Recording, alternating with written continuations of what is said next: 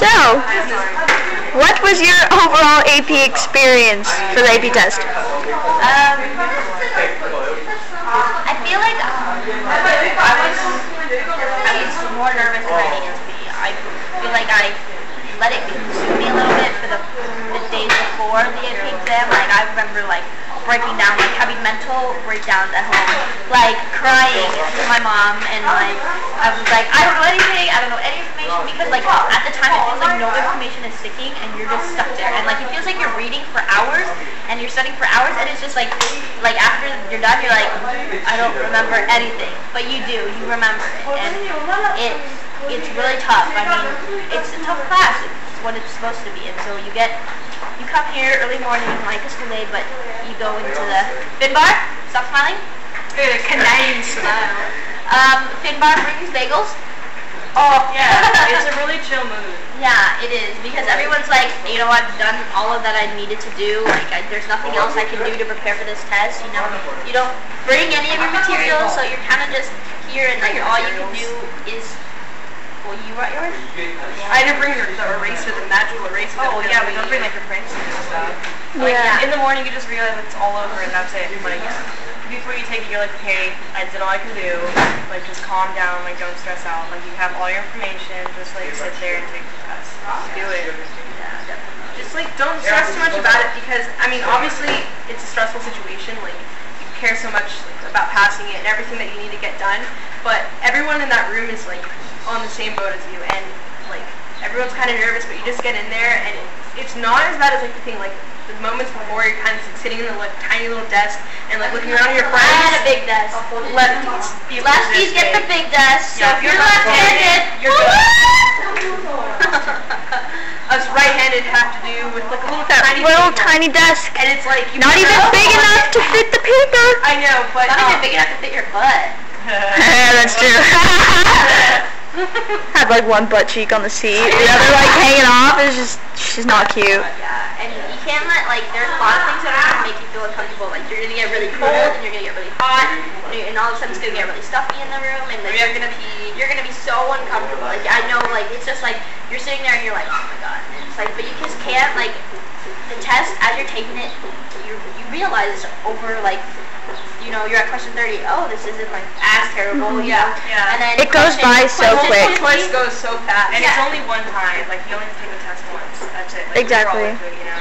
The best advice, like for the AP test that Mr. Kelly was talking about, is you know when you're studying, you study all you study, and like when you're taking the multiple choice part of it, and you know the stuff that you know, but the stuff that you just like can't remember or whatever, you just have to take like the best guess that you can.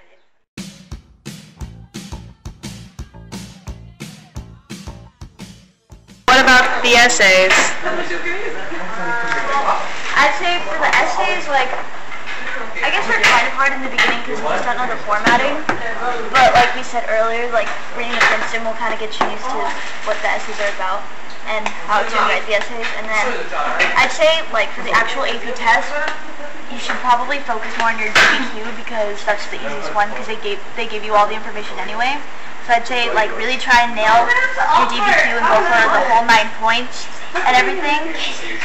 Where, and then so for the other 2 essays that you're given, like, you can not try as hard. So yeah, anyway, yeah. Oh god, that's okay. We're in a tiny car. I used that one when your mom did today. I really did in the car. Okay. I'll shoot it. No, I'm kidding. Anyways, okay.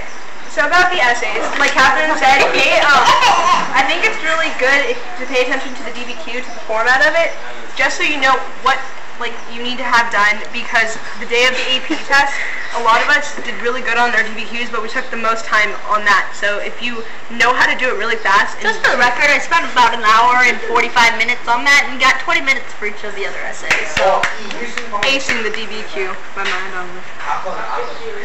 What about you, Maya? I would definitely say that the most important thing is listening to what Mr. Kelly has to say about the essay. No, definitely not. Because just kidding. He knows what has to be on it. He knows what's going to benefit you and like how you manage your time. He knows, you know, what the best things are going to be, and he's going to tell you if it's necessary to do things or if it's not necessary to do things to get a good grade.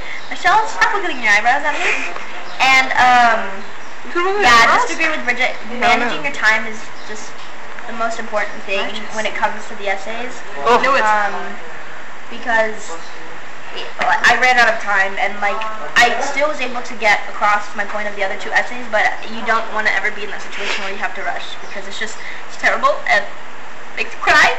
It's stressful. It is stressful. Like I pulled out my hair a lot, and I was like biting my nails. But I think that's do we have? Another thing I'd say is that's way too close.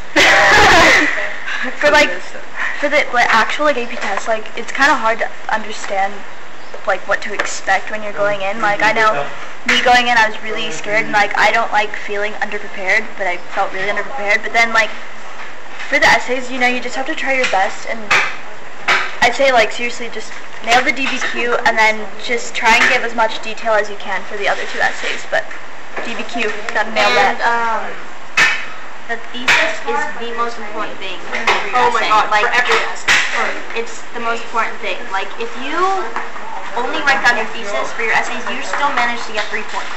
Like, that's how important it is. And if you don't get your thesis correct, then you've already got essay 7 out. So, you really, like, it's so important. And, like, I can't, like, get it across enough to you that you like have to practice the thesis, and Mr. Kelly's he's gonna tell you if it's wrong. Like most of the time I got it wrong. Like the first couple essays, like I got like a 5. Yeah. My first essay I got a 5 because I didn't know crap. But you know, over time, you get better and you learn more. And I would say like just setting the quick, easy ways to get your essay done. You know, get your point across. That's the best way to achieve your essay goal.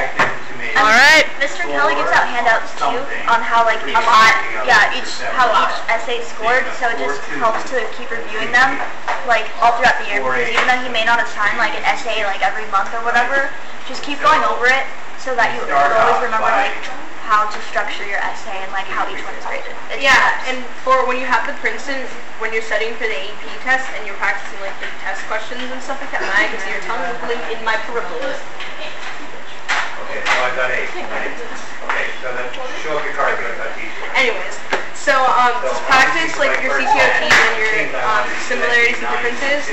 Just like make sure you can get it all done, and the DBQ, so you know like the format for everything, and you can get it done when it's the day. And it's really great practice.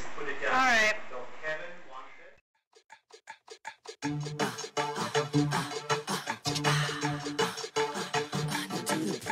So, if you guys had the opportunity, what would you guys change about this year in AP class?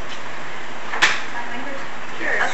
Well, I think I'd say what I'd change about this year is not procrastinating for sure, because I know like I had a lot of other extracurriculars going on between like dance and like theater and stuff, and so I found it really hard to like balance all my homework and, you know, reading my AP book. And like a lot of the time I didn't read the chapters. I was really bad this year. Like I had like a C in the class like all second semester. First semester I had a B, but that's because I cared. But then I started getting lazy second semester. Don't get lazy. You will regret it. Yeah. I'm telling you now, you will regret it. Yeah, definitely. Okay. Well, where to begin with things? Okay. So pretty much from like the beginning, I read like the first 2 chapters, and then I just stopped reading